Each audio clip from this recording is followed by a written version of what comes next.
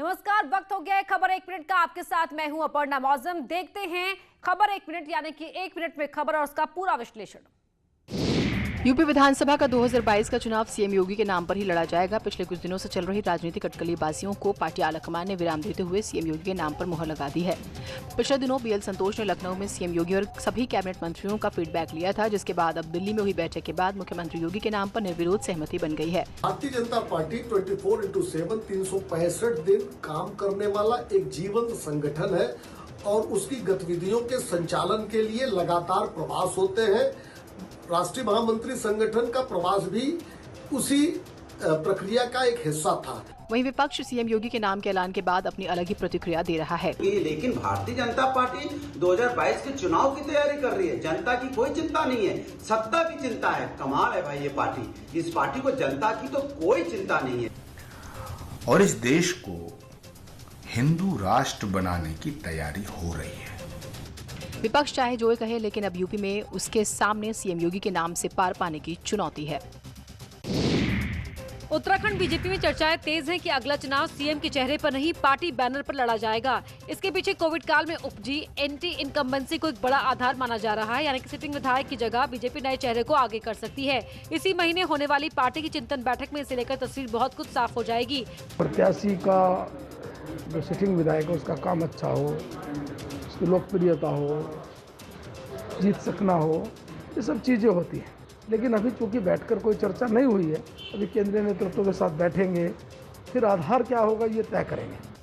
हालांकि बीजेपी के पूर्व अध्यक्ष महीनों पहले ही अपने विधायकों को अलर्ट कर चुके थे कि परफॉर्मेंस ठीक नहीं तो टिकट नहीं मिलेगा। मुझे लगता है कि पार्टी ने ये फैसला बहुत अच्छा किया है और ऐसा ही होना भी चाहिए। जनप्रतिनिधि का दायित्व उसकी विधानसभा क्षेत्र होती है और उसको उस जिम्मेदारी का निर्वहन करना ही चाहिए। बीजेपी अपनी तैयारियों में कोई चूक छोड़ना नहीं चाहती है। उसके सामने सत्ता में वापसी ही नहीं, 57 विधायकों के बहुमत को बनाए रखने का भी चैलेंज है। कोरोना काल के दौरान भी यूपी में विकास का पहिया रुका नहीं। योगी सरकार ने जहां आंशिक कर्फ्यू लगाकर लोगों के जीवन को सुरक्षित रखने का काम किया, वहीं इससे लोगों की आजीविका पर भी सिर्फ मामूली फर्क आया। जिस दौर में देश के तमाम बड़े राज्यों ने संपूर्ण लॉकडाउन लगाया था, वहीं यूपी में सिर्फ कोरोना कर्फ्यू लगा था।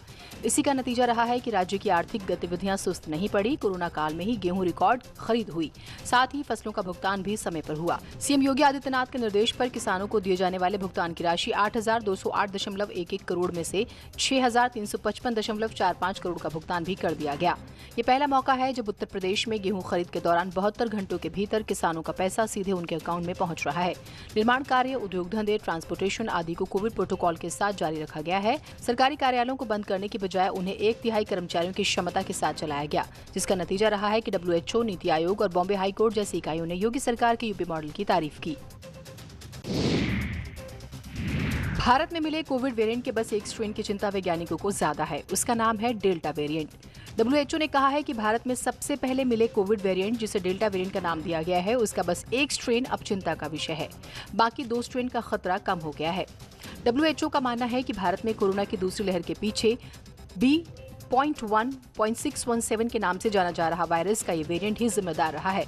ये ट्रिपल म्यूटेंट वेरिएंट है क्योंकि ये 3 लीनिएज में बढ़ जाता है। स्टडी में पाया गया है कि दूसरी वेव में केस बढ़ने के पीछे डेल्टा वेरिएंट की भूमिका है। डेल्टा वेरिएंट अल्फा से 50% ज्यादा संक्रामक है। WHO ने कोविड-19 के अहम स्वरूपों को नाम देने के लिए नई प्रणाली की घोषणा की है और ये नाम ग्रीक वर्णमाला जैसे कि अल्फा, बीटा, गामा आदि पर आधारित है, जिससे इन्हें नाम देना और याद रखना आसान हो गया है। डेल्टा वेरिएंट सभी राज्यों में मिला है, मगर इसने सबसे ज्यादा दिल्ली, आंध्र प्रदेश, गुजरात, महाराष्ट्र, तेलंगाना और ओडिशा में लोगों को संक्रमित किया है। यही राज्य कोविड-19 की दूसरी लहर में सबसे ज्यादा प्रभावित हैं।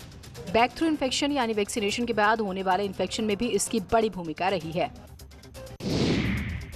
कोरोना की रफ्तार धीमी पड़ने के बाद उत्तर प्रदेश में आज से सीरो सर्वे का काम शुरू किया जाएगा। सर्वे से इस बात का पता लगाया जाएगा कि कितनी आबादी कोरोना से संक्रमित हुई है, कितने फीसदी लोगों में कोरोना के प्रति हार्ड इम्यूनिटी विकसित हुई है। सीरो सर्वे में चुने गए लोगों के खून के सैंपल लिए जाएंगे और उसे जांच के लिए भेजा जाएगा।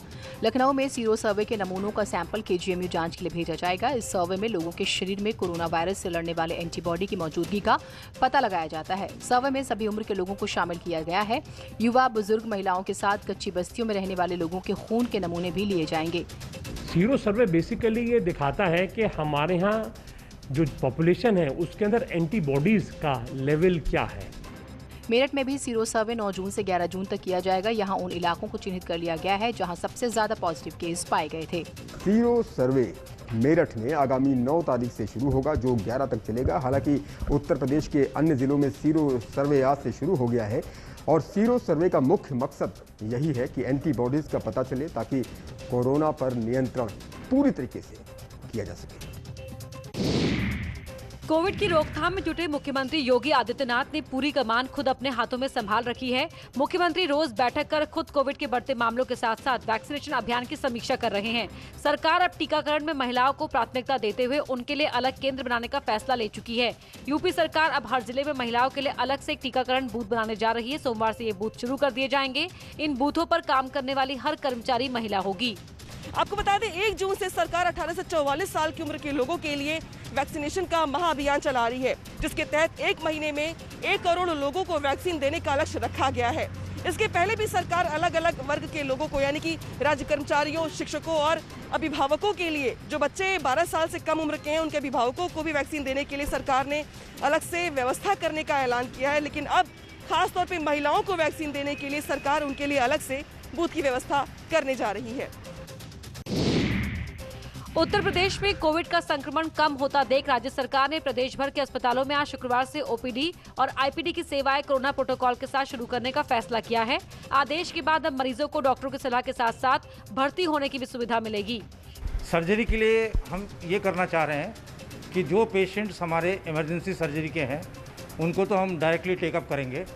जो हमारे रूटीन सर्जरी के पेशेंट्स हैं उसमें मैंने अपने सर्जन्स को निर्देश दिया है कि ऐसे पेशेंट्स को आप प्रायोरिटी बेसिस पे चूज़ कर लीजिए। तो आज से ओपीडी शुरू होने से लग रहा है अब आपका जो है वो दर्द ठीक होगा। हाँ। तो जिस तरीके से आपने सुना, जहां पेशेंट भी इस बात को कह रहे हैं कि कोरोना काल में जो उनको छोटी मोटी बीमारी थी उसको नहीं दिखा पा रहे थे, लेकिन आज से ओपीडी शुरू होने के बाद में जो उनके मर्ज है निश्चित रूप से वो उसको आज ठीक करके डॉक्टर के वहां से जाने की पूरी तरीके से प्रार्थना कर रहे हैं। ऐसे में देखने वाली बात ये होगी, सोशल डिस्टेंसिंग एक बड़ा मुद्दा है जहाँ लंबे अंतराल के बाद आज से ओपीडी शुरू हुई है। इसको लेकर के प्रशासन किस तरीके की जुगत करता है। प्रदेश में ओपीडी सेवा शुरू होते ही अस्पतालों में मरीज पहुंचना शुरू हो गए हैं। झांसी में अस्पतालों में ओपीडी शुरू करने को लेकर तैयारियां शुरू कर दी गई हैं। जहां पर आप देख सकते हैं कि 3 तरह की चुनौतियां हैं।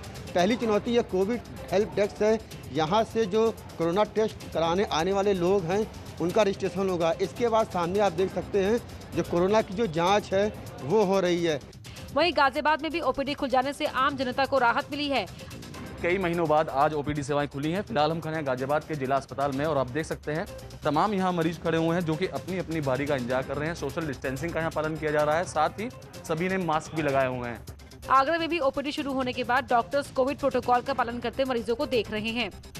आगरा के जिला अस्पताल में आप देखिए किस तरह से कतार में लोग खड़े हुए हैं। इनको बड़ी राहत मिली है क्योंकि प्राइवेट अस्पतालों में 800 रुपये, 1000 रुपये और 1500 रुपये फीस देने की बात बहुत कठिन होती है ऐसे लोगों के लिए। इसलिए ये लोग जो है कतार में जिला अस्पताल में आए हैं तो सरकार ने इन्हें बड़ी राहत दी है। यूपी सरकार द्वारा चलाए जा रहे वैक्सीनेशन को लेकर जहां एक तरफ प्रदेश सरकार ने गांव देहातों में वैक्सीनेशन कराने के निर्देश जारी किए हैं तो वहीं मुस्लिमों में भी उत्सुकता दिखाई दे रही है। इसी कड़ी में मुस्लिम इलाकों की मस्जिदों में ऐलान किया गया कि लोग वैक्सीन लगवाकर कोविड महामारी से बचने और बचाने का प्रयास करें। हालांकि जैसे ही मस्जिदों में ऐलान हुआ, काफी संख्या में मुस्लिम लोग भी वैक्सीन लगवाने के लिए अस्पतालों में जमा होने लगे।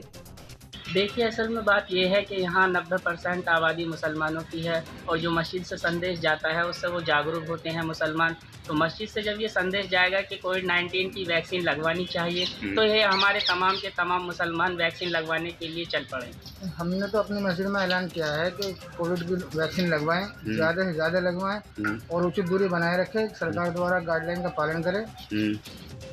बता दें कि पूर्व में राजनीतिक पार्टी द्वारा दिए गए वैक्सीन को लेकर बयान पर देहात क्षेत्रों में इसका काफी असर देखने को मिला था। इसके चलते ग्रामीण लोग वैक्सीनेशन नहीं करवा रहे थे। न्यूज 18 की टीम ने रायबरेली पहुंचने के बाद और खबर दिखाने पर डीएम और एसपी ने तत्काल पेट्रोलिंग करानी शुरू कर दी है। आप देख सकते हैं तस्वीरों में पुलिस की गाड़ी से अनाउंस किया जा रहा है कि मास्क लगाएं। जो लोग मास्क नहीं लगा रहे हैं उनका चालान भी काटा जाएगा। उसके बावजूद भी कुछ लोग ऐसे हैं जो मास्क नहीं लगा रहे हैं। 18 रायबरेली की सड़कों पर उतरा तो प्रशासन भी हरकत में। आप देखिए बाकायदा अनाउंस हो रहा है कि आप मास्क लगाएं, बगैर मास्क लगाए आपको नहीं चलना है। पुलिस की तरफ से अनाउंस किया जा रहा है, उसके बावजूद लोग नहीं मानते। मास्क आपने नीचे क्यों कर रखा है? ऊपर तो आप देखिए अभी भी बहुत सारे लोग हैं जो मास्क नहीं लगा रहे हैं और पुलिस के लोग लगातार अनाउंस कर रहे हैं। ये देखिए वो पेट्रोलिंग गाड़ी आपको दिखाते हैं प्रशांत, जो यहाँ आ गई है। पुलिस के लोग यहाँ आ गए हैं कि जो मास्क लगाने की बात थी उसका अनाउंस किया जा रहा है, लेकिन अभी भी बहुत सारे लोग हैं। ये देखिए पान की दुकान पर बैठे हैं और बड़ी मस्ती से बैठे हैं, पता नहीं क्या देख रहे हैं, क्या सुन रहे हैं। इन्होंने मास्क नहीं लगा रखा। ये देखिए चाचा, आप मास्क ऊपर कर रहे हैं, नाक आपने खोल रखी है। लखीमपुर खीरी का एक वीडियो सोशल मीडिया पर तेजी से वायरल हो रहा है। इस वीडियो में लखीमपुर शहर के बीचों बीच संकटा देवी पुलिस चौकी के सामने से एक जनाजा निकला, जिसमें करीब 1000 से ज्यादा लोग शामिल थे, जो कोविड के नियमों का जमकर उल्लंघन करते हुए दिखाई दे रहे हैं। वीडियो का संज्ञान लेते हुए लखीमपुर खीरी जिले के डीएम शैलेंद्र कुमार सिंह ने लोगों को सख्त चेतावनी दी कि लोग ऐसी गलतियां न करें, इससे दोबारा फिर लॉकडाउन लगाना पड़े। लेकिन निश्चित रूप से छूट कंडीशनल है और जैसे ही 600 से ऊपर केसेज बढ़ेंगे हम फिर लॉकडाउन की लिमिट में आ जाएंगे। हमारा सभी जनपद वासियों से आग्रह है, ये एक अवसर है जब कोविड एप्रोप्रिएट बिहेवियर को हमको पालन करना, हर एक की हमारी ड्यूटी बनती है। बता दें कि अंतिम संस्कार में 25 लोगों की शामिल होने की अनुमति है और कोशिश ये करें कि उसमें भी कम से कम लोग जाएं। कई बार जिसकी मृत्यु हुई होती है वो कोविड के कारण हुई होती है। ऐसे में अगर कोई पॉजिटिव व्यक्ति उसमें शामिल हो गया है तो वो दूसरे व्यक्ति को प्रभावित कर सकता है।